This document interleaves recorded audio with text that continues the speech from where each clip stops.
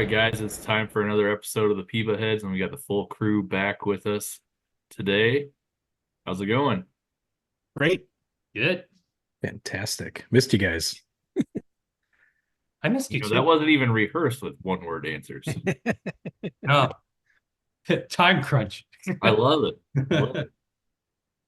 We've got some fun topics today, and then a real fun one at the end. But it's getting to that point of the year where we got the last two sims. We're recording with the sim tonight, before the sim tonight. But two sims left, I believe, for the playoff push, and a lot of action still left to go. So we're going to start with our first topic being a playoff related topic, and just we'll talk overall what our thoughts are on the playoff picture, and then kind of dive in to maybe who we think some teams that have the best shot at going all the way and winning the championship. So we're not going to go Lenny. What do you think, Michael? I was ready too. What are your thoughts come on on. the playoffs? I'm actually I'm gonna default in. Sorry, Lenny, you can go first. That's great because I had something to say. Oh. What's it feel like, Sean and Mike, to be going to the playoffs mostly? I'm kidding. I'm kidding. No. It's really interesting to see, in particular, what's going on over by you guys on that side. It is definitely a little tighter on our side this year. Yeah, and while there's, I think the surprise or the Yuma and the Tempe talk, not to keep repeating episode talk over and over again, I think it's really, really exciting over watching you guys go through your stuff. Because there's a lot of teams still in it. All the way down, I would say, to Amsterdam is probably the most realistic. So yeah, and Charleston still in there. I'll repeat it. Yeah. Because we keep talking about Charleston. We should definitely talk about that one because I know, Scott, you were very pessimistic about Charleston and their chances. I know we kind of went into whether they can get up to, I think what we perceived was probably like 90-ish wins, make that almost 30 or so game jump to actually make it into the playoffs. And right now, they're that last third wild card slot, as you see my dog in the corner there about to pee all over the floor. Fantastic. So Scott, while I go take care of that, why don't you tell us your thoughts on Charleston? Yeah, no, look, I think it's great. I think that the hard, we talked about it last time we were all, I think the last time we were all four together, is that getting that jump from, being a 500 ball club to being a playoff contender or making the playoffs is really, really difficult, in my opinion. It's not as difficult to go from a basement dweller to a 500 club. That can be done with some timely free agent signings, but getting that extra mile and becoming a playoff team can sometimes be really, really difficult. And these guys did it. It's an impressive feat. What's the name of Charleston's GM? Anybody know? I don't have it written down. I'll have to look real. Yeah, because he's going to be, as of right now, he's going to be my number one vote. Yep, he would be my vote too. Yeah, for manager of the year. Interestingly enough, I would argue that would not be the case. Just because of, let's see what you got. Yeah, just because of all the juggling and the way that it was handled. Well, yes, it's great. It takes a certain level of talent and planning and everything to kind of do everything he did. The fact that it's been like 3 seasons already of just this 2 or 3 seasons of this just juggling of the players up and down, and trying to kind of map out what the timeline is. And so do you think he was overthinking the I would say time clock?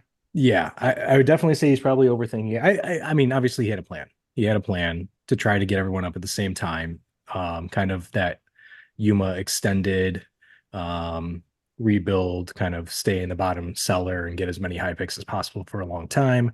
He obviously took advantage of the international free agency as well. So some of the stuff that Sean has been successful in and others have been successful in, he definitely dipped in the market there.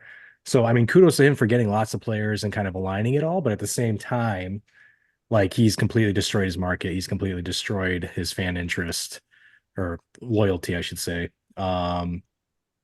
for just underperforming so badly when some of these guys have just been sitting in AAA and tearing it up, and then this back and forth bounce to it makes sense because you keep their Super 2 status or whatever the hell it is, and you're not paying them early, but I feel like they're all going to hit at once. Yeah, And in like 1 or 2 seasons, and then he's not going to be able to afford everybody because he's going to have to pay everyone all at once, and there's no way his market's going to recover quickly enough for him to be able to actually compensate it. So it's just, so you're saying it could have happened sooner? I would have trickled guys up sooner and tailed off sooner, and then had some of, he would have gotten less better picks, and maybe, he wouldn't have as many prospects, but he wouldn't be as damaged of a market as he is now. Huh. Right. But do you think that that's because that market damage is something that I see as something that could be overcome, right? I don't view that as, it's a lot harder to sign, to scout and sign good draft picks than it is to capitalize on market issues. I think a couple of seasons and his market problems can go away, right? If he can keep the team together that long. But that's probably at least another 2 or 3 seasons on top of finally getting successful. So it's just it's gonna drag everything out. And I mean, we're talking 2 seasons is a full year and a half. I mean, that's a long time to now just be kind of muddling with no budget. Everyone's unhappy. Guys are going to be overperforming. And I mean, he's got some elite pitchers. Yeah. I've been very jealous of his pitchers that, I mean, they're going to probably be commanding 7-8 million arbitration numbers right out the gate, quickly expanding to, 10 plus a year. And is he going to be able to afford that? Yeah, that's where I was going to go with it. Look at, if he would have 3 seasons from now, if he would have done last year, like tried at least halfway, he wouldn't have gotten the significant downgrade to his market that he did. And it's Jason, is the GM. I was going to say Carlson, but the other aspect of it is, and I've got the salaries pulled up here. Yeah. But before I get into that, I don't think he would be battling for a playoff spot right now. He would already have it locked. If he would have had a lockdown opening day, or even 2 weeks into the season, and still had your Chris Bryant Super 2 status preserved, instead of just calling guys up, sending them down, not calling guys up at all. I don't think he's in a battle for that last playoff spot. I think he's comfortably in at that point. And right now, I think he will probably be in, but that's a lot of league minimums right there. Yeah. That's something that is, I'm not sure. I don't think my team has ever looked like that with that many league minimums. But look at 2042, look at 24, like 2043, that's like doomsday right there for him. Well, you're going up. So in salary, do you think 154 is a ridiculous? Because I don't think his budget, I think in game is like 80 million for him or something, like, I forget. I don't even know if he can afford 2042. And that's when loyalty and interest comes into play, unless and even spending CP on that isn't going to cover that's what I'm really worried about, because so basically he's got 2041, he's fine, but basically in 2 seasons he needs to raise his budget to cover the first 60 million bump there in salary, but then another 60 million bump the year after that. And he's got 2 seasons, maybe 3, to make the push for the title. Yeah. And so, and then there's a rebuild. I don't think you cannot want to. No. It's not quite, is it quintuple is 5? Yeah. I think you're really lucky in this game if you can get your budget to go up like $20 million in the next season. Yeah, so the cash cap is really killing him, to be honest. Yeah. He's got his budget, just for reference, is 128 million right now. So he'll survive 2042, 2043. He's offloading, and those numbers are going to go up. Let's just face it; those guys are going to perform even higher, and those numbers are going to continue to go up because he's got some real elite players. And to flip it back, I mean, I don't think we're attacking him, but to go on to and play devil's advocate to ourselves is like, he's got 3 solid years to go at it. Yeah. And I would kill for 3. It took me 3 solid years to destroy it, let alone 3 solid years to go at it. And then if you start using free agents, and starts adding to it, I mean, yeah, let it blow up 4 seasons from now and make It's a 3 it's a solid good points on it. it's a I don't know, it's not a good problem, but it's a better problem than the opposite way of basically having a bunch of guys that are expensive that you can't offload and you can't do anything. Like Right, that sucks. maybe That's you Yeah. know No, I agree. I totally agree. So I'm not saying this to completely discount Mike or Sean. It's just I'd love to have that challenge. If that was where Reno was today, I'd be here telling you guys, yep, I take your points. You're Yep. right. It's going to be a challenge. I'm up to the challenge. I look forward to handling that challenge. Oh, Yeah, I mean, he's- our argument's got holes all over it. He's gonna be good for 3 years. I mean, Yeah. most teams would kill for that. Yeah, You know what well, this reminds me obviously of, we'll all Michael? be watching to see how he manages this, but he's got a challenge. There's no doubt about it. Yeah. But I'm not as pessimistic about his chances. And I'm- for us, I'm not either. I think that I was positive Fine at the job. start of the year. Yes, you're right. You're right. I said he was going to make the playoffs at Look, the start. I was wrong, would Mike. never be You were right. He pessimistic. made the leap, and since he's made the leap, he's won me over. And I'm like, Ah, you know, it's impressive. and now you're the pessimist, and I'm the optimist for where it goes from here. I like What how it this- switched. Like what this reminds me he's of grabbing on is the coattails of optimism. I'm really not optimistic. I haven't talked enough yet. Continue, Sean. You were saying? well with you two Cubs fans, what this reminds me of is it's Okay, it's like the 2015 or the 2014 Cup. I think I get the years mixed up, but I think it was 2015 where they were competitive, but Bryant wasn't up yet, or there was a year where they were good, but they just held guys back. I think it was And- 2015. Yeah, and they basically could have been good at like really good in 2015, but they held guys back. And when I look at Charleston, it's like you have, I think we've talked about this guy before, Graham Manning. yes. Huge upgrade in center field over what they're Maybe putting not. out there right now. He's a defensive stud as well. Oh yeah, You have elite pitching Does he have a nickname? with an Should get elite South- center fielder Southie that just can went hit. down. Like, I'm more scared of Charleston next year than if the Claymores were facing Charleston this year. They're a good team, but you have Graham Manning and the Frazier McElraith. Wraith, yeah, Yeah, Oh, we got to do that episode. they're a lot more scary. And then the other aspect of it is like playoff revenue is huge in this league, especially being able to carry $30 million over to the next year. How much are you really saving by keeping Graham Manning down another year or McElraith down another year? Like, I is it don't- worth the loss of playoff revenue from having a that's the thing. If you're this close, how do you not bring them up? But like I don't- understand if you were yeah. still kind of just missing out. Okay, I'll wait till next year. But you're there. Like I think if he played everyone the correct amount of time and didn't bounce guys back and forth, we could be seeing a very tight race at the top, 200 plus winners in that division. I'm thinking even as good as Florida is, like the pitching and the overall team in Charleston is that scary if he played everybody.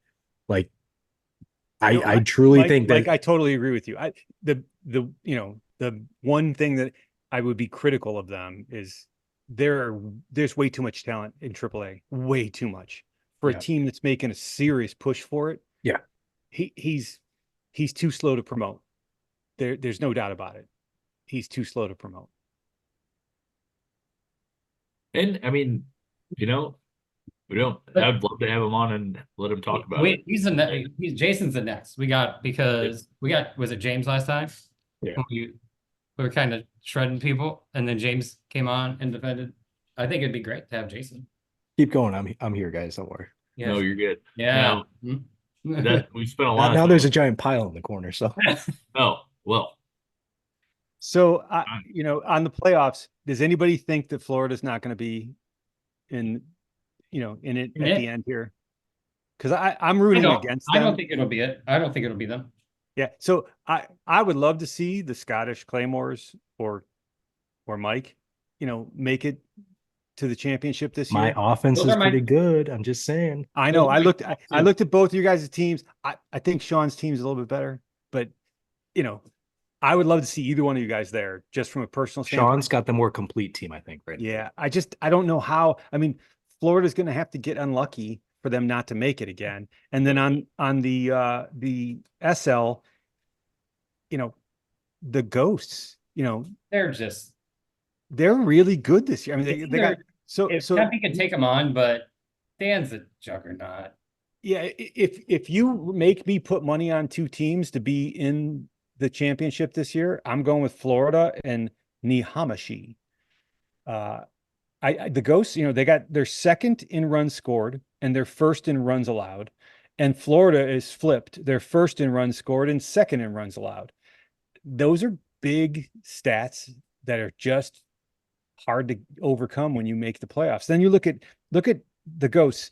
They've got this ace, Fernando Valdez, 19-4 with a 2.88 ERA. I mean, that's, you know, I'll be voting for him over Ojeda this year. You know, that's just, those are stellar numbers. But look at their closer. You check out their closer. Their closer is this guy named Earl Lucas, 38 saves, a 0.98 ERA. You want to talk about shortening the game? You know, the game's over when you get to the ninth inning and you're winning. That's like Eckersley stuff right there. Yeah. Yeah. So I mean, the only one who's got a shot is Brian. yeah, I would say if you maybe put money on it, Yeah. and who's going to be in the championship series, it's going to be Florida and the Ghosts. Yeah. And then if Come you on. maybe if you maybe put money on it, I'd probably put money on Florida. But if you made me bet with my heart, I would be rooting for the Ghosts. And that would be 2 and 3 years for him. With the exception of Still, they're not Florida. no one's Florida. Yeah, I think that, I mean, with Florida, I think the only way someone gets through them is if they can beat up on their starting pitching. And they have some good starting pitchers, but their bullpen's pretty locked down. And I think if you could jump on them early, that's where you might be able to. Yeah, well, look, And take who it from has a the firepower manager. to do that? Seriously. Take it from somebody who played them last year. It takes luck. Yeah. You know, when I got to the championship game, I looked at their team. I knew I wasn't stupid. I knew they were a better team, but I'm like, hey, maybe I'll get lucky. So it's going to take some luck to beat them. But I will say that the Ghosts are a pretty solid team. I think they're a better team than I was last year. So they could beat them. I think they're a better team than when he won it 2 ago. Yeah, you might be right. And that I think it would be interesting to see them, those two teams go at each other. I would love to see, you know, Brian make it just because. To see someone sneak past again, almost like how I was rooting for Dan the year he won it a couple back. And I think Sean's team is just stacked. So I was gonna pull this up I like going on here, and I know there's other views of this on Stats Lab, but I always like going in and looking at the team versus team to see how Florida has done overall. And it's interesting because Charleston, they played them a lot, you know, same division, 10-8. I'm saying Charleston Yeah. potentially could have passed them, which would have been Yeah, a huge no, uproar. wow, that's a good point. Maybe a couple of those AAA players could have, you know, improved that record. Sean dropping a Yeah, then down Sean, here. the stats man. well, careful. No, I one like look. it because it doesn't tell the whole story because you don't know how rotations lined up when they faced each other and that sort of thing. But you can see on especially the division side, okay, where do teams stack up? And I don't think the gap, like you said, Michael, is as big as it may appear with the amount of games separating those teams. Yeah, for sure. Look at Havana, by the way. I mean, even at Kentucky, they're 8-7 against Kentucky, so it's not. I mean, they're beatable, but everybody is. Yeah, in Whole new short season. And that's series, always the thing is like, can you beat the teams you're supposed to? Is almost like 75% of the battle. Yep. If you're going to be that kind of team. Yeah, Like- and getting hot at the right time. and right? getting hot at the right time. When you're the underdog, it's like getting hot at the right time. Yeah, I got my team last year, not to beat a dead horse here, got super hot it was timing. We just got lucky that we got really hot at the right time. So it propelled us through the playoffs when I didn't think we were going to get that far. Obviously this year there's some reversion to the mean, but there could be a team that could just time it just right and they can juggernaut through the playoffs and take on, again, Florida could run into a buzzsaw of one of the teams that's just having a really good streak and then they don't make it. Yeah. And I know that much better Florida teams have had that happen to them. Yeah. Oh. But you got to play the odds. So if I'm playing the odds, I'm going to say Florida is going up against Nihamashi for the championship this year. Yeah, because Although I'm not rooting for that. Beginning of the year, I was like, look, Joe Riley gets hot. I'm going all the way to the That's why you brought him in. That's why I brought him Riley in. reference. That's why I selected, forgot to upload my export. Damn it. He's still got the most home runs on your team. Thank you, Michael. The Joe Riley smackdown. Somebody needs to do it. Yeah, and now since I'm here, and Matt, I hope will eventually watch this, hearing y'all talk about the home run problem as like a real problem, get out of here. See, even my death dog's upset. We hit too many home runs. Man, whatever. Good problem to have. Yeah. Yeah. So in looking here, so it looks like New Jersey, Florida, and the Scottish seem like locks to win their divisions to me. I think so, yeah. Then the wild card, you got what, Charleston? London's a lock, I think. Yeah. Has 6 games over the next. Havana's. Yeah, it looks like London and Havana seem like locks to me. Yeah. And then one team out of Charleston, Kentucky, West Virginia will duke it out, right? Manchester. Yeah, even Manchester can sneak in at the end there. I mean, it would take a lot for Amsterdam to get in at this point, but we've What do they say? They say a week, a win a week is like the stat game a week. Yeah, but orders. Sean, Sorry. Oh, there we go. You can edit that out. Can I? Apparently, I don't think I can. even better. We're All right. gonna pause on it. Let's see. And everybody Let's get see your- some orders there. Now I was trying to pull up. I want to pull up Stats Lab. I'll unshare and then reshare. But on Stats Lab, there's I think for the playoff odds chart, there's like it shows like the strength of schedule. yeah, moving that's forward. important. Oh, that's in game as well. If you go to Pennant Chase.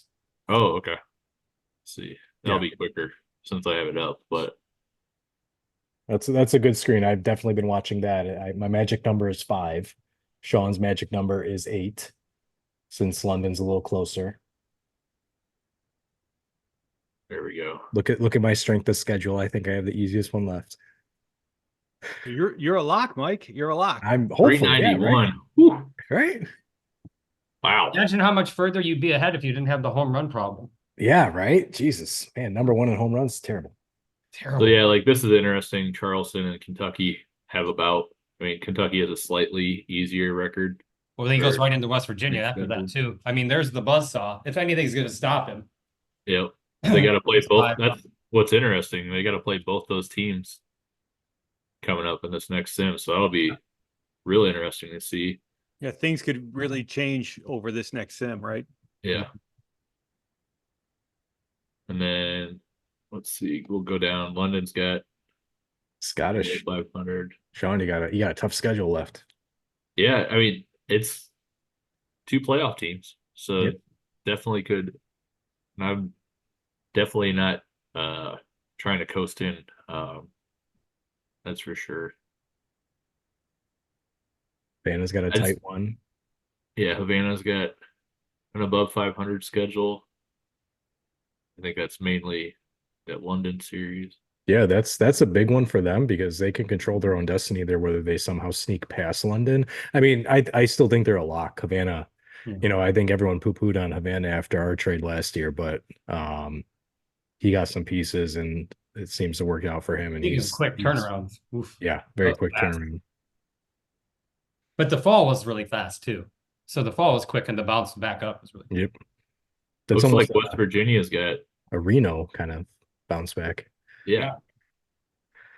Hey, I'm That's not pretty- out of it. Bakersfield's out of it. I'm Mathematically not speaking, eliminated Yeah, yet. technically, Riley's out of Mathematically it. speaking, yes, we are. But in the hearts of our groupies in particular. I don't even look. I Oh, you don't glance. even look. You don't even look below you. No, I glance to see if anybody's injured, but my team is on autopilot. But my AAA team made the playoffs, so that's what I'm looking at. Hey, there you go. I mean, that was a switch from before when you were Bonus like, really look points. at the minors, and I'm like, I pay attention to everything, and I suck at it. And my number one draft pick that Mike probably Mine's hurt. hates because he doesn't have any fielding capabilities, but he is lighting it on fire. So I don't have an issue if his bat is over the top. yeah, look, that's I'm the okay thing. with that. It looked like his bat was over the top, It but has to be like next level, like just he over might the- be. and then it's okay. I haven't looked at him in the next version, so where I'm gonna I do will that go quickly tomorrow. check what level is he at. He's at I've been moving him fast. He's got to be at single A by now. He's 18. I think he might be at single A. Salinas? But anyway, Single Let- A. let- Damn. No, who is he? Where's this guy? I'm gonna find him. But anyway, he's rocketing. He just keeps crushing the ball. So I kept moving him up. Yeah, don't have that issue either. Yeah, I think he's at single A. So he's Sadu Kuno Arai. Yep. 18-year-old. I put him in rookie ball, then I moved him to SA, and now Oh, he's no, frickin' single A. wrong. Look, Yeah, look what I mean- he just kept crushing the ball. What am I supposed to do? I Just let don't him blame it. He's- dominate? Yeah. just- Dude had a 1.370, OPS in rookie league. I'm like, I mean, okay. I'm not going to complain with that. But anyway, so on the SL, so I think Kalamazoo, Tempe, and the Ghosts seem like locks, right? Mhm. For their division. Kalamazoo, yeah. I mean, so Crystal Lake, Reg has been doing pretty good over there. Yeah, no. Can we talk about Burrows for a second? We have not had a Burrows watch. I know that you guys weren't Oh, included here in we that go. last year, but I Outstanding. mean, Burrow, and I keep saying Burrows. I don't know why I keep throwing the S in there, Ron Burrows. but I wish there Burrow were two of them. If there were two of them, I would grab one. still not worth 52 million, but No. damn good. Damn, he's almost there. Next year is gonna be real scary. I mean, this guy is amazing. He's definitely turned out for everyone, me included, who's poo-pooed on him at one point or another. That's a nice center fielder there. The outlaw. Yeah, and look, again, and not to beat a dead horse here, but the way that contract is structured, we used to have. There might have been rules against this type of thing. We had it. I just don't think a lot of people were aggressive to do it for free agents. They definitely do it. They did it. Well, okay. So first off, you're correct. They didn't add it until later, and I forget the year, for extending contracts for just your own players, because it was a Rob Raines rule is essentially what it was. Because he was really aging, but his actual in-game request was a lot lower. And it didn't make sense to try to have to pay him whatever absurd amount. But What do you think his arbitration rate would be after that 2044? Because if he made that much money all those years, his arbitration rate's got to be through Gotta the be high. roof. Right? 30 plus, maybe? At least- More yeah, normalized I mean, to the market, right? 3, 4, 5. So 2045 has got to be an arbitration year, no? What is it? You got the screen open. Where is it? No, it's not. Because I think it's eaten up at 6 years. I think it They're ate buying up him all out of of his his arbitration. arbitration. Yeah. Okay. All right. Because he's actually a pretty I think he's going to be a bargain in his last 2 years, right? Oh yeah. what's he gonna demand it? If he's going at this pace, yeah, for sure. Yeah. So re-signing with Crystal Lake seems unlikely because he's going to demand something ridiculous if he continues to produce, right? Well, you could flip him. You could flip him for, yeah, this is where you I'd can dump him. I maximize. would And this dump him. is, not to circle back to, and sorry for cutting you off there, Lenny. Oh, you're fine. I'm giving you very little time here. I apologize. You've given but- me so much in other ways. I always We all worry know about how talking we too speak. much. Continue. I Mike. always worry about talking too much. That's what I do. I definitely talk. I'm way pretty sure I do. I like the sound of my own voice. I'll just be honest. But going back to Charleston, this is the game he's going to have to play. He's going to have to get real aggressive and trade all of his guys, obviously when he can't afford them anymore, but he can restock at that point, right? So, I mean, if he plays it right and he finds the right trade partners and he doesn't pull some Arlington stuff, then he might get some good returns and continue the train going. So, but yeah, no, Reg is set up pretty nicely with Burrow. I think that he's surprisingly been working out very well. And sorry, Lenny, I'll give you time back. You can now. Oh, no, I think it's a solid segue. I think because we kind of did it already, and I think we're one episode away before we make our like champion prediction. But I think it was a good idea when Scott was Can I like, keep calling him Reg? "Who are your final two?" It's RJ. I apologize. Did you Reg, say not? yeah, it's not Reg. It's RJ. I apologize there. Sorry, I didn't mean to cut you off again, Lenny. I need to say that's that all right. before I We get torn apart. For that. At least you're checking your own facts. Yeah. So like I said, it was for me. It was 10. I'm gonna go with what I want to see. I think the overall consensus is the Ghosts and Florida. I think, but my picks are Tempe and the Claymores. I want to see Brian. Yeah, Brian. I've been rooting for Brian on the SL side. I agree with you. Mm-hmm. Yeah. And then I would agree with that. From the heart, yeah. if you're going to heart picks, I would agree with that. If you're going, no, we already did the head picks. The PEBA head picks is the Ghosts and the Horse Riders. Yeah. So Sean. Well, with that, let's You're not gonna say you're Sean? Is anybody even? Am I speaking English today? I mean, there's nothing really I think the one team I would be afraid of that we haven't talked about on that side would be Palm Springs, because I think their pitching staff can shut down just about anybody on that side. And then you add in some of the offensive players that they've added over the past couple seasons too. I think they're not going to be a team that anybody on that side wants to face off, and especially a short series. But yeah, I mean, the Ghosts have been a team that's He's raising his hand now. I just want to point out, for all the Sean love, I'm 6-3 against them. I'm just saying. I hinted earlier about head-to-head and rotations matching up and Yeah, all these other fun things. Remember the word luck? Scott's biggest factor. Too small of a sample size, Mike. Yeah. 9 games? Nah. Yeah. Go ahead, Sean. You were going to move us forward. No, I mean, to talk about before, I mean, I do think we should talk about your team, Michael, a little bit, because oh no. The major gap at second base he has. Because, I mean, you're number one in runs scored. So scoring more runs than what Florida has scored in a season is something that I don't think we should overlook, because Florida's had a stranglehold on that for 3 years. It's the home run problem. Really, it's going to be, if you face off against Florida in a series, are you going to be able to? We were close. Score enough runs, which season long you have, but you look at, I don't know, I look at some of their pitchers, and I know your pitching staff isn't the strongest in the league, but I think some of their pitchers definitely benefit from the division that they play in, especially the bottom 2 teams in that division, because when we were looking at head-to-head, I think it was 15-3, or there was just ridiculous numbers on the bottom side for Florida there against the bottom teams in their division. And I think some of that is reflected in their starting pitcher stats. Trevino has always been a great pitcher.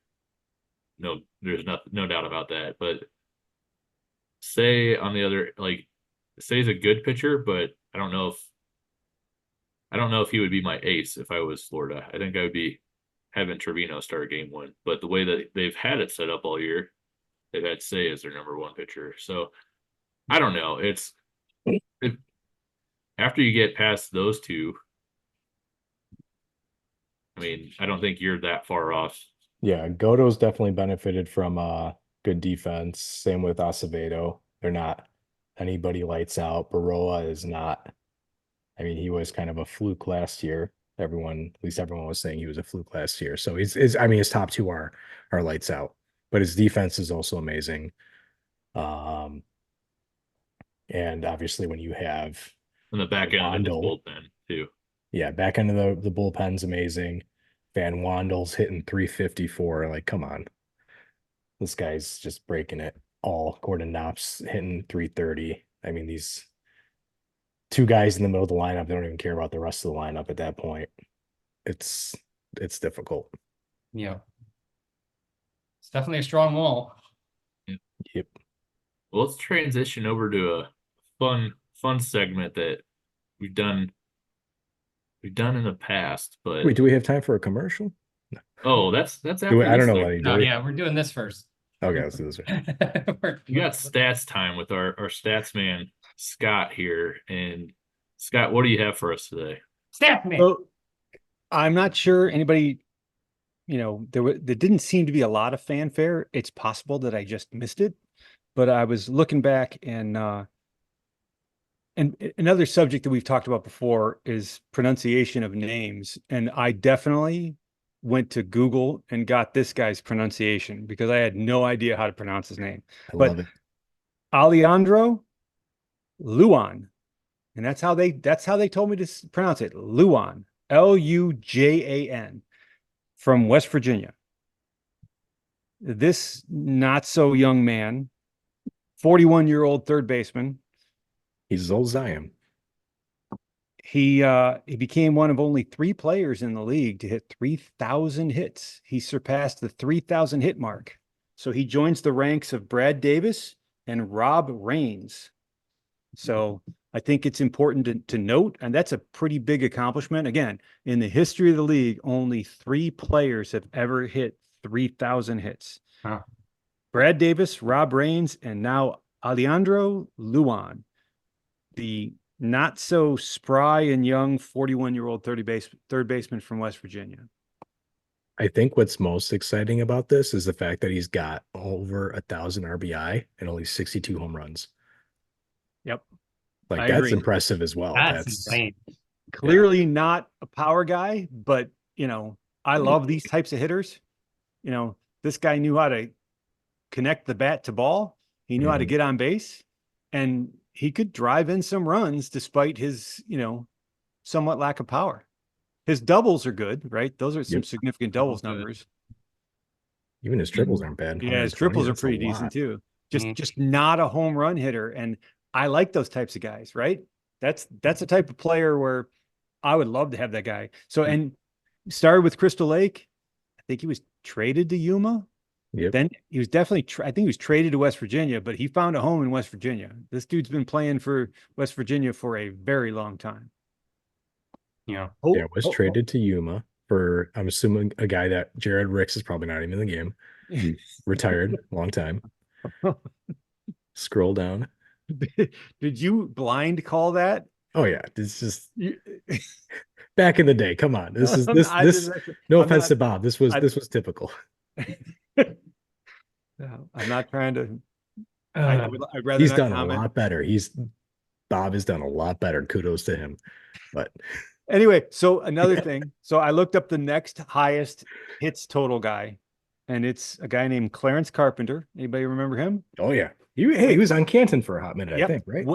Went unsigned as a free agent last year and went to the Kuwana Steel Dragons, the World Independent League.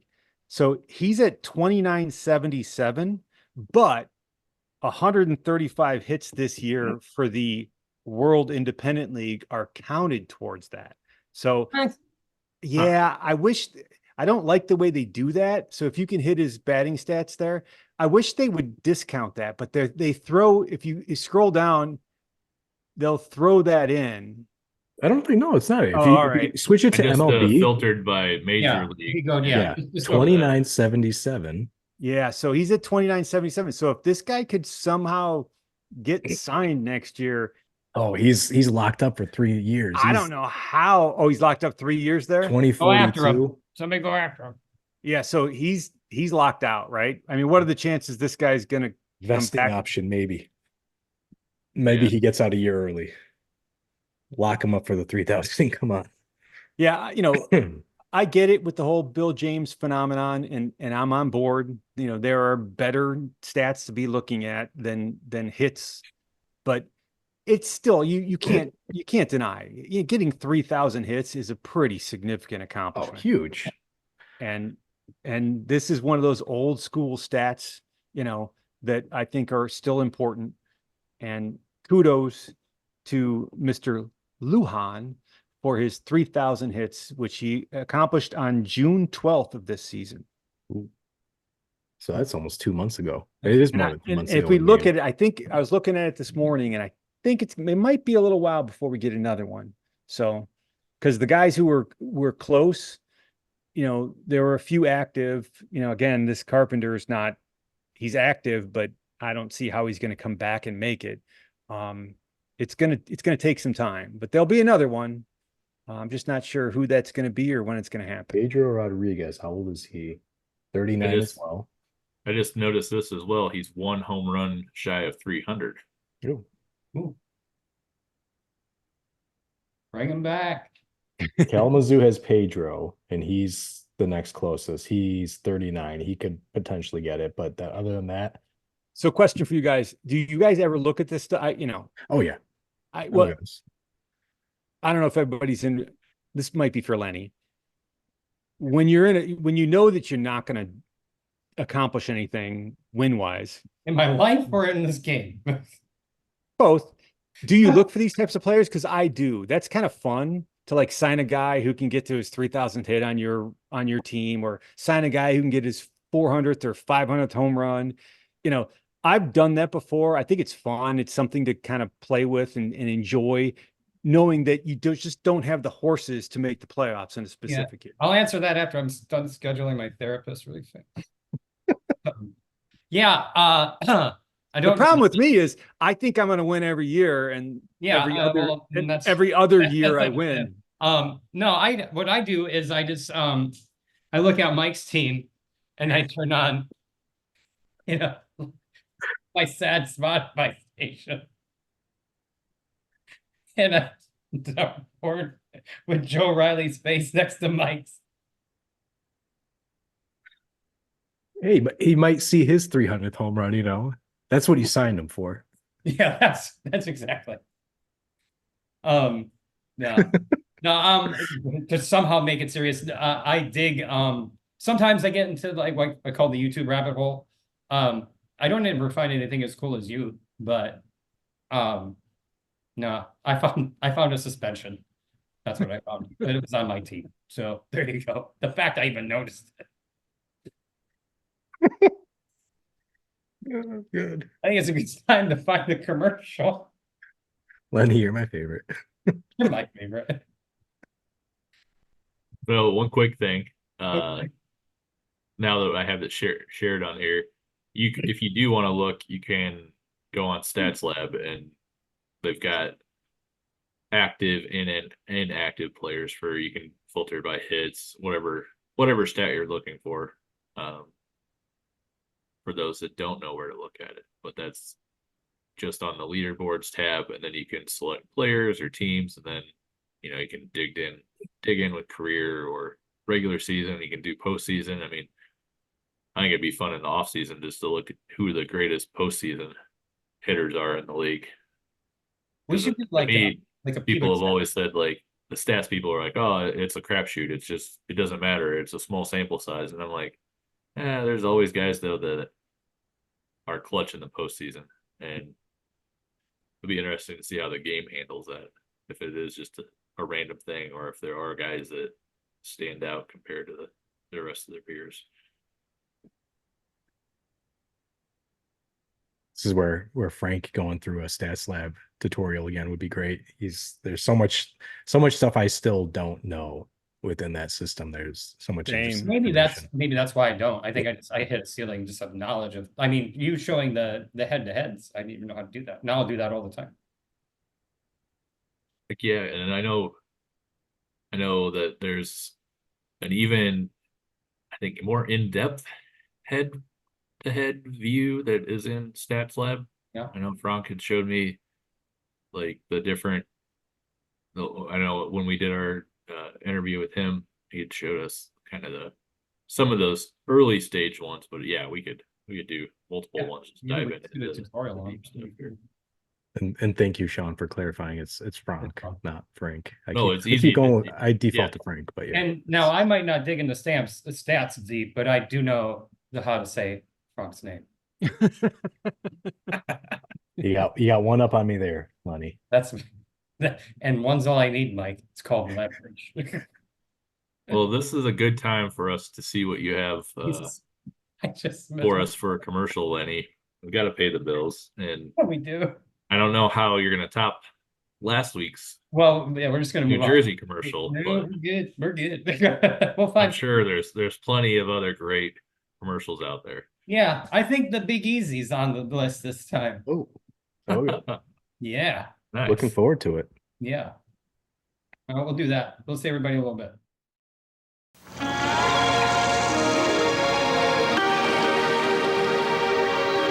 For generations, many Louisianians have earned their living working on the water. Come in, John Pro. And while they're well aware of the danger the waterways can This is hold, John Pro. Come in, John Pro. they sometimes forget the danger overhead when near power lines. And sometimes they don't live to regret it. Use common sense on the water. Don't monkey around power lines.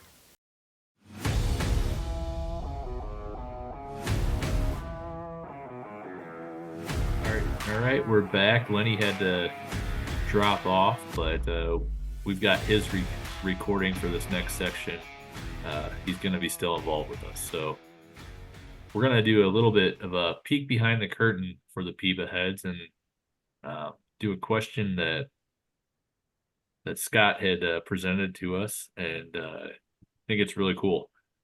And it was basically the general idea behind the question was to tell something to PEBAHead, or to not just our group, but to PEBA universe, something about yourself that the rest of the league might not know.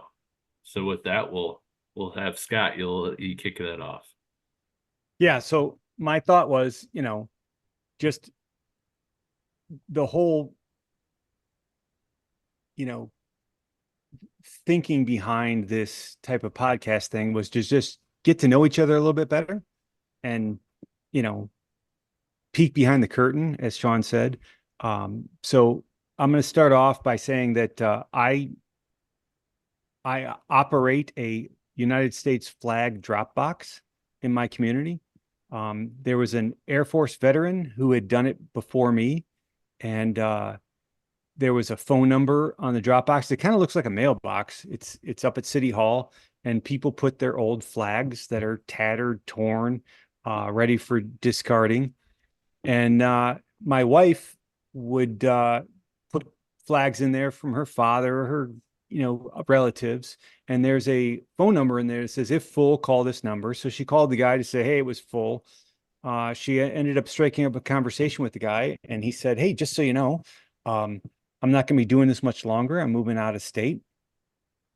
And he says, if you know anybody who's willing to maintain this flag drop box, I'm looking for someone. And she says, well, does he have to be a veteran, of one of the military forces? And he said, not necessarily. And she says, well, my husband's a firefighter. He's like, perfect. Will he do it? And she asked me, and I said, sure. So now I go up to this drop box on a monthly basis. I grab the flags, I put them in my trunk, and I discard them according to the internet, which says that there's two ways that you can discard these flags. You can remove the stars from the stripes, and if you do that, you can actually throw them in the garbage, or you can burn them. And I know a lot of Cub Scouts do flag burning for disposal of United States flags. And the key is we sit in my backyard. I actually built a nice little brick fire pit, and we go out there and we have a couple cocktails and we quietly burn the flags, and think about the armed forces, think about those that have made the ultimate sacrifice for our freedoms. And I think it's a pretty decent thing. You know, I've only been doing it for about a year and a half now, and I don't think I'm ever going to stop. It's one of those things where I get a lot of personal value out of it, even though, you know, it's a little bit of my time, you know, checking the box. Sometimes when it's really hot, you know, especially here in Cleveland where it was 90 degrees today, you're not going to exactly have a fire pit in your backyard, but you kind of find the sweet spots in April and May and September, October. But sometimes I back up with the flags, but it's a nice thing. I remember the first time my kids, who are in their 20s, you know, saw me doing it. They're like, "What are you doing?" And I'm like, "Well," I explained it to them, and they're like, "Well, that's kind of cool." And I'm like, "Yeah, I enjoy it. It brings me joy." So that's a little something that I do, you know, outside of work that you know, gives me a little bit of value. It brings meaning to my life. Well, thank you for sharing that with us, and thank you for doing that, because I know, you know, it's a lot of Americans. It's a struggle. Like, for you display a flag, you want to show your pride in America, but then you get in that scenario where it's getting tattered, and you're like, what do I do with this thing? And that's great that you're one of the people that properly disposes of that flag instead of, you know, the alternative way of doing it that some people do. So thank you for doing that. Very interesting as well, like something I never even thought of. Because I'm not involved in military or anything like that. So it's not even something that came to mind. It's definitely, thank you, respectful thing you do. And I really like this topic. I like that we're kind of peeking, as we've been saying, kind of peeking behind the curtain. We've obviously been talking a lot of times, just PEBA heavy, and we're all excited to talk PEBA because we don't have a lot of people to talk PEBA with. But just learning a little bit more of like stuff that we don't actively openly share all the time. So definitely appreciate this topic. I don't know, Sean, if you want me to go next, or you want to go next, or Do we want to pause and put Lenny in here, or do we want to wait till the end and put him in? we can put him in.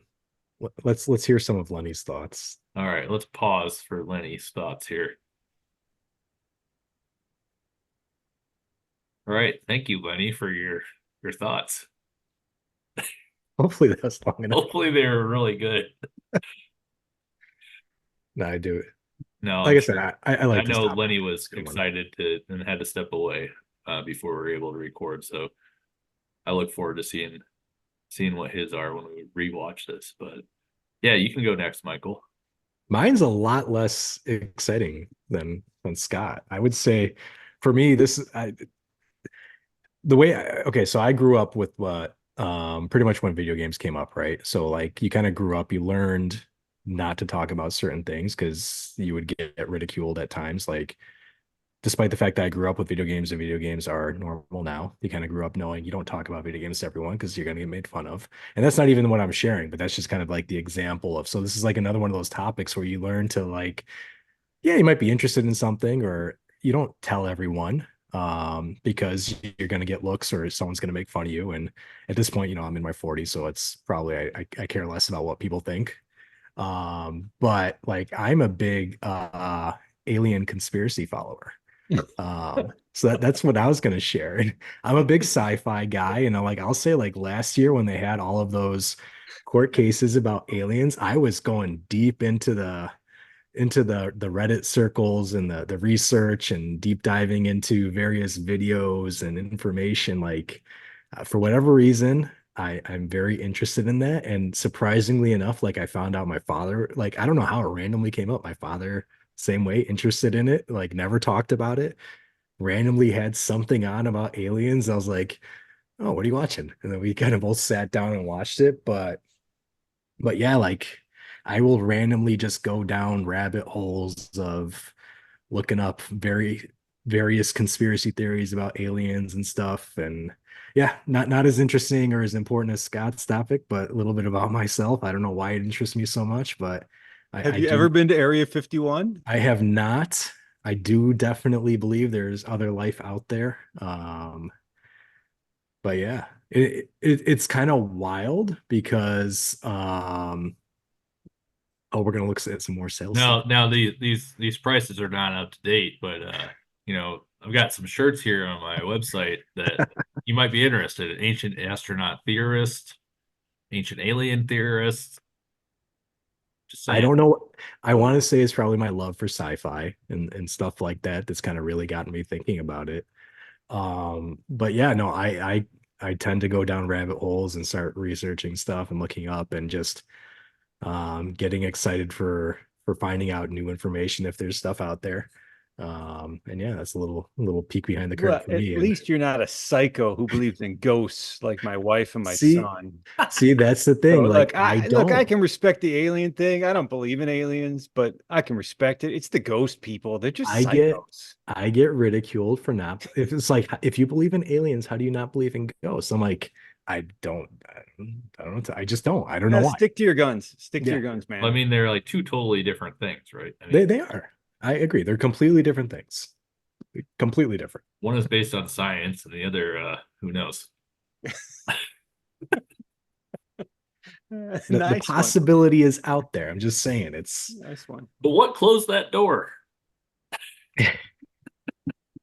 What was holding me down in my bed? A ghost or an alien? have you I mean, have Would you you guys rather have sex with a ghost or an alien? alien? Why not? Well, I know I've your watched enough answer, Star Michael. Trek. Come on. You don't count. Yeah, Captain Kirk made it work. Come I watched Ghostbusters. It looked interesting. on. So I do have a follow-up question to this. Was there like, has this always like, have you always questioned or had this belief, or was there like some event that kind of swayed you one way or the other? I think it's truly just Were been you probed, Michael? Were you probed? not at all. Okay. No. No, definitely nothing. It's truly, I think it's just my love for sci-fi. That's truly all it is. It's like Did you watch The Expanse? I did. I've I read all the books. I own all the books. Okay, I've not Fucking read them. amazing. I've watched The Expanse 4 times. Read the books. They're really good. They're, I It mean, yeah. seems like is the show true to the books? The show is, yes, definitely pretty true to the books. I mean, the issue kind of always comes between, movies and books or TV shows and books. It's you kind of build up the characters from reading it a certain way, and you're either disappointed or kind of happy with whatever the TV or movie representation of it is. I always kind of prefer kind of what you've kind of come up with in your own head.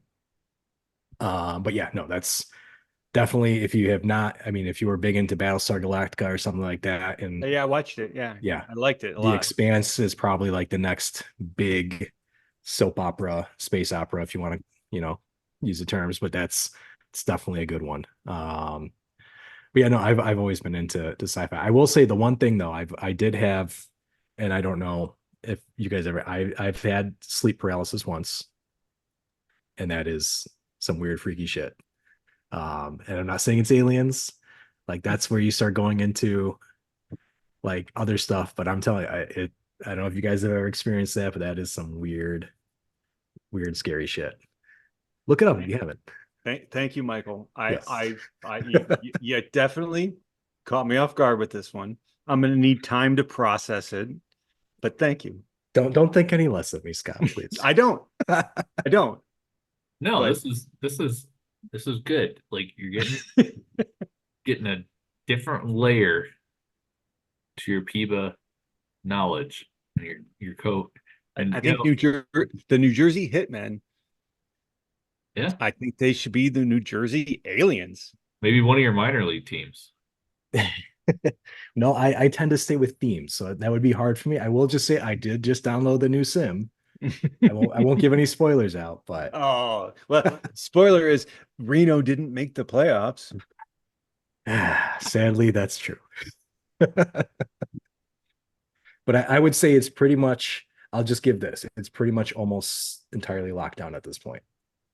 Oh, okay. Yeah. So get a chance. But Sean, what do you got to share?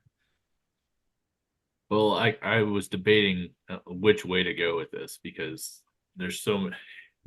I think there's so many ways you could answer this question, but I'm gonna go with this one, and that's prior to COVID, I had like no confidence at all in cooking, any cooking ability, anything like that. And I mean, I could grill.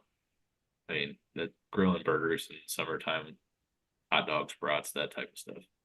But yeah, nothing like everything else was just I let my fiance do it. I would help prep or help cook like basically most of the prep type stuff. Or, if there was something on the grill, then I'd cook it there. But during COVID, she her job, um she was one of the early people to go back to work, and I stayed at home. So I decided at that point, like, hey, I want to be more. I want to help out. I want to start prepping some of this stuff so that when she gets home, she doesn't have to cook, like, and she can just, it's ready to go. So started off with like more simpler things like crock pot meals, and then I'm like, hey, I can do this. Like, so now, years later, I'm still working at home, and during the week I prepare a lot of our meals, and she'll just send like she's plans ahead a lot and looks at she'll go and get everything she need for the week for the groceries and figure out what meals we want, and she'll send me a text during the day and say, here's the recipe, and we're good to go. So like tonight it was a crock pot meal, so it was super easy, but it was just like a cheesy chicken and rice, and it's going to be ready here after the podcast. But that's my thing. I mean, I also bought a smoker. It was prior to COVID, so it kind of had started dabbling into that. But then now I do a lot of smoked meats, and one of my favorite ones recently though is just doing smoked salmon on the grill and just doing a low, slow cook of that and get the smoky flavor in it. It's just I've always liked salmon, but it just gives that an extra little kick to it, and it's nice because I am at home, so I can do those type of things and kind of get a head start so that she doesn't have to worry about being the primary person cooking, and also just that it's not just me throwing a frozen pizza in or something frozen to our meal. So that's my thing. I went 50 years without cooking hardly anything. Like even at the fire station, they rotate who's supposed to cook. And when it was my turn, I would like get hot dogs and French fries. And then about 4 years ago, I suddenly got the bug to start learning how to cook. And I started watching YouTube videos. Now I subscribe to 3 different people that I like these guys. I watch all of their videos, and I probably make a third of each one of theirs. And my wife loves it. I don't think my wife has made a meal at home in years because, I've really gotten a passion for it, and I make pretty darn to the point where the kids are like, I overheard my one son telling my other son, he's like, no, our dad, he's a really good cook. Like he makes some really good stuff. And he's like, no, he's like, no, that dad's a really good cook. Which if you knew these 2 kids, that's a huge compliment, like gigantic. Have you been responsible for cooking a turkey on Thanksgiving? Oh yeah. Oh, 100% spatchcock. Yeah. I've done the smoker, which is okay. I've done the deep fry, which is pretty good, but a lot of cleanup. Pound for pound, a spatchcock turkey in the oven that's been dry brined in advance is by far the best way to do it. What's up, baby? My wife just said tits up for whatever that means. Well, I mean, earlier she was saying Lenny's verbiage of a term was incorrect or non-existent, but tits up. I mean, I'm telling you, I've heard that one before. Yeah, see, thank you. We don't make these things up. She thinks we make these things up. She's like, guys make up sayings. No, we hear them, we relay them. They're a thing. Yeah. I will say this though about the sayings. I found it very surprising. Like pre cell phone, growing up as kids, we would come up with these sayings, and then you'd hear it like once cell phones came around and everything, you'd hear it years later from some random other person who came in from out of state or something. Like, you guys had the same saying. How did you hear about this? Like, we thought we made this up. And it's just, I mean, Mike, how old are you? I am 41 years old. Sean? I'm 36. Yeah, because my biggest problem with age is I think everybody's my age. Like I meet a 20-year-old and I'm like, oh, he's my age. I'm 54. I just like I've got friends who are big into this generational thing, and it's weird to me. Like, they think that someone who's younger to them is stupid. I've never had that problem. Everybody I meet, I think they have the same amount of experience as I do, with the same amount of years on this planet as I do. I can never, like, I mean, if you see a baby, right, I'm like, oh yeah, that's a baby, right? But once you get into adulthood, I have a hard time thinking that we think differently. So sometimes I'm like, oh, you don't get that reference? I feel like Captain America in that first movie is like, I get that reference, oh, okay, you get this reference, right? So Mike, you definitely seem to be more in, although you're younger than I am, where you throw things out that I'm like, oh yeah, I get that reference. I consider myself still kind of borderline in between. I've had a lot of older friends. I have younger friends, younger cousins. I think I just get defaulted into knowing a lot. I don't know. A lot of Generation stuff, X. so, I'm a Generation X guy. I believe in them. They're the saviors of this country. I don't know if I believe in the generational stuff too much, because I don't, because I haven't had that gap that a lot of, I think, to your reference, like the older people are experiencing, where I don't understand with that yet. I haven't experienced that just yet, even because I have a lot of younger cousins and stuff, right, where you got one foot, look, you got one foot in each one, so yeah, you exactly. don't like necessarily belong to a generation. You go like, oh no, I can understand these people and I can understand those people. Yeah, I will say some things, like I strictly stay off of like TikTok, so there's definitely some things I'm missing. Yeah, I'm no, missing I'm some not. stuff. Yeah, I'm not on TikTok. I But- tried Instagram, it was boring. I'm on Twitter. I had a Facebook account for a while and I deleted that because that was awful. But Yeah, right I now don't need it's to just know what people from high school are doing. I don't care, yeah, man. exactly. My wife would be like, who's, Marie Smith? I'm like, I don't know. Well, you're a friend of hers. I'm like, oh, she must have asked for be a friend request. I'm like, I think maybe high school. You don't know? I'm like, no, you just accept anybody. I'm like, yep. Men and women. I'm like, doesn't matter. Look, honey, look, Yeah. And then finally I'm like, this is a pointless thing. But on Twitter, I follow news, so it helps. Yeah.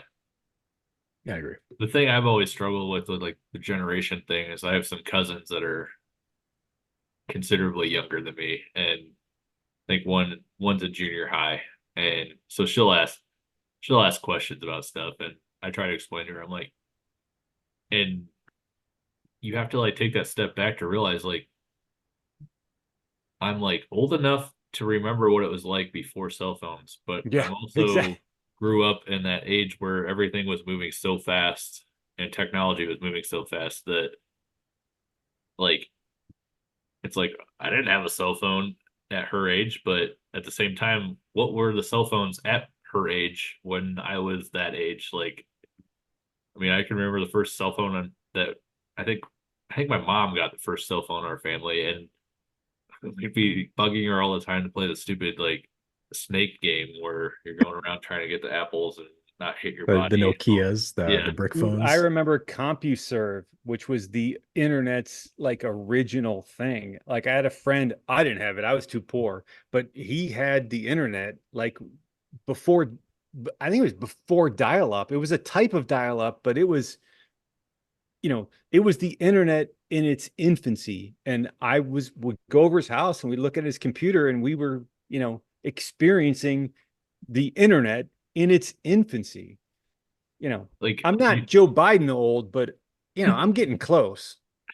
Well, you remember, like, I mean, they'd always have those AOL Yeah. disc trial Yeah. things, Oh and my it's God. like What we'd I, try it for a while, here's and a then it's funny like, thing. So wait my for the next first disc to come. my first OTP internet league was dial-up.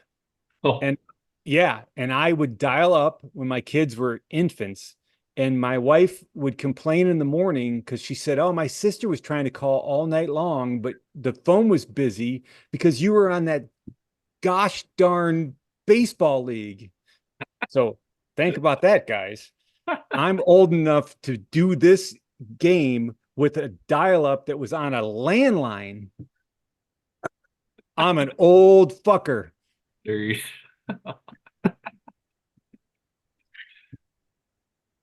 It's probably a good exit segment, right? he's an old fucker. Trim that off right there, Lenny. It was